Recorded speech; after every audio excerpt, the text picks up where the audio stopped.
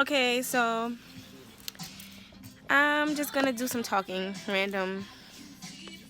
So I used to go to church a lot, maybe not as frequent as I should have, but a lot more than I do now.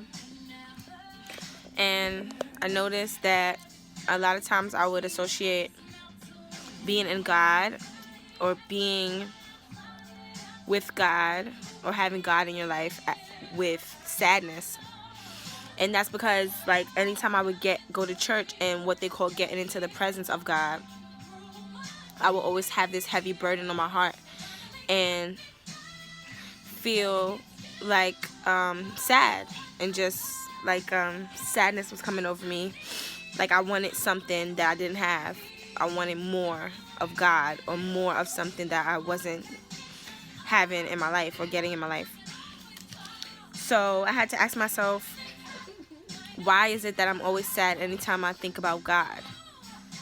And I still don't have the complete answer to it, but I believe it has something to do with the wanting more and not having it. And a lot of times we go to church and we expect the pastor or the preacher to have all the answers. And I think it's safe to say that sometimes they don't have the answers. But coming from a spiritual standpoint or a biblical standpoint, they could kind of give you the encouragement that you need to keep going for that day. And so I start to look at church as just another way of coping with everything else that's going wrong in your life, and just dealing with it. But what about the answers to getting yourself out of those positions that are making you so sad, or out of those circumstances and predicaments that are keeping your life in a sad place, for lack of better words? And most of that comes with ideas and like dreams, big dreams that you want to fulfill. It's not easy to if you don't have the right money or the right support system in your life. So basically what I was gonna say with this whole video, the point of this video was for me to just remind myself that God isn't associated with my sadness in my life anymore, but God is associated with my happiness and with my coming out of what was holding me back, coming out of depression and out of, anxiety and nervousness, fear, for a better word, fear of living my best life. So, I'm going to be coming to you guys with some more videos. Just going to call it Reeka Speaks. And, yeah, that's going to be the name, I guess, of my little sessions where I talk to you guys and basically just spill my heart out. And tell you my dirty secrets and some more stuff that I haven't included yet, but I will include later. Today I want to just give a couple of lines of a song that I started writing, and you guys can tell me what you think about it in the comments and whatever. Okay, so here it goes. Give me a piece of a moment in your life. Give me a piece of a moment in disguise. Give me a piece of a moment before you close your eyes. So basically, lately I've been thinking a lot about life and death. Obviously, that's a part of life and getting older. And basically this song is just saying, I want to be a piece of a great memory in your life. And I want to be included in a piece of a moment before you close your eyes. So I want you to remember me. I want you to love me. That's another song I'm working on called Love Me. And it's it's basically talking as if I'm speaking to God or speaking to God's people and saying, God, I love you, but I need you to love me back. And that's basically stemming from the other video that I spoke about with God being associated with sadness, my sadness anyways, for me, now that I'm going to be associating him, God, to my happiness, I'm basically saying in that song, you know, I need you to love me back. You know, I've been, you know, I used to go to church a lot, and I would always cry out to God, and I would, you know, be one of the main people in the church crying so hard because I just felt that, you know, there was a song called, you know, those who weep, those who sow in tears shall reap in glory. And I've been sowing in tears, trust me, honey. I've been crying for a long time, for years, and I've just come to a point where I don't want to cry anymore. I want to smile. I want to be happy. You know what I'm saying? I want to have my joy back. And I thought that, you know, the deeper that I got into God, the sadder I would get. It felt like the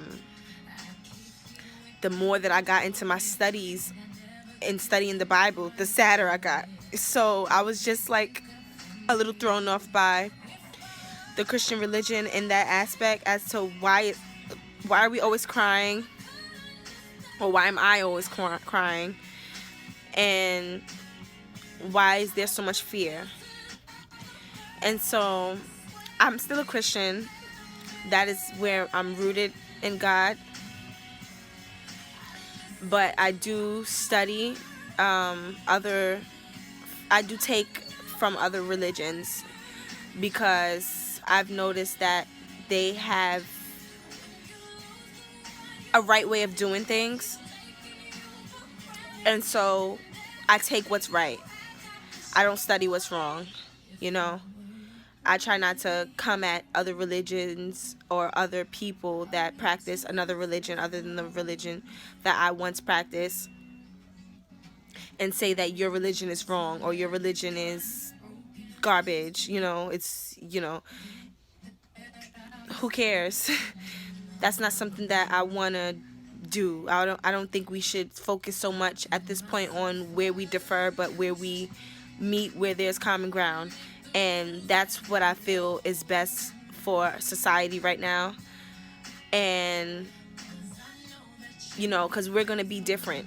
None of us are the same. We come in all shapes and sizes and colors and different religions and different cultures and different backgrounds. Some of us have a lack of culture, which a lot of people do have. And, you know, not to single those people out, but it's just, it happens because of generations not passing down culture. And it leaves the younger generations with no culture to pass on to their young once they have children. So we steal from other cultures, and we borrow from other cultures, and we see what's best, that, and we make up our own culture. So, but anyways, yeah, I like to find out where we can unify and find unity on things that we agree on things that we are common on. If it's not religion, then maybe it's, stop, this little boy. Yeah, I kind of lost my train of thought there, but basically I was just coming to you guys with some lyrics from my songs and adding on to the last video that I just recorded about God and going to church and sadness and depression. Depression is definitely something that I can speak on, because I've been dealing with depression since I was a little girl, and it's real. So that's why anytime I ever see someone post I'm depressed or anything like that, I try to reach out to them and tell them, you know, feel better, cheer up, or give them some words of encouragement to keep them going, because that's really what it's about. Depression, the only success that the devil has, or the enemy or Satan has in depression, is suicide. And it's so real, because that's basically the seed of depression. As it grows, that's the end all be all. That's the end game. If the devil, the enemy, Satan, negative energy can get you to kill yourself, to off yourself, that's what he wants, because he kills off the body, and the body is no longer able to have a rebound, for lack of better words, or a recess where your body realizes the way that it was living was wrong, and your mind realizes, and you can kind of have a, what do you call it, a comeback. The devil doesn't want you to have a comeback. Satan doesn't want you to have a comeback. The enemy doesn't want you to have a comeback. Haters don't want you to have a comeback. And so that's it is what it is. So depression is real, and it's not anything to play with. It's not anything to glorify. It's just something to address and to help others that are dealing with depression. And that's what I'm here to do. That is my purpose in life. One of my purposes, because of how I dealt with it so much growing up. So I'm going to get back to you guys later, because my little brother is bothering me and I don't know what to do with him. But anyways, it was good talking to you guys.